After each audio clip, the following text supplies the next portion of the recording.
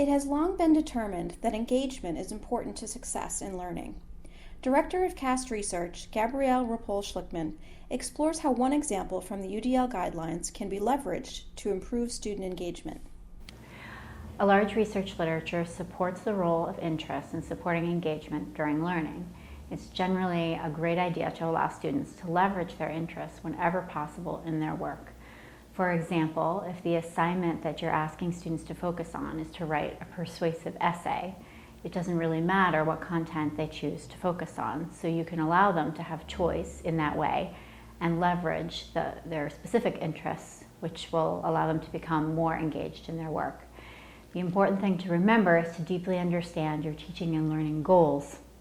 If the goal allows you to be flexible on the content of the work, then you can achieve the goal while also leveraging their interests by providing for choice in the content that they use in completing their assignments.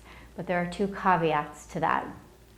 One is that younger students often need a lot of support to develop their interests. And in fact, when you ask kids at the middle school level, a lot of times they're not really sure what their interests are. They might sort of automatically or implicitly gravitate towards certain things, but they need to support to develop those interests and to become metacognitive in what their interests are so that they can make active choices that reflect their interests in their work. And second, that choice can actually be a barrier to engagement and motivation. It can actually be demotivating if you aren't careful to support autonomy.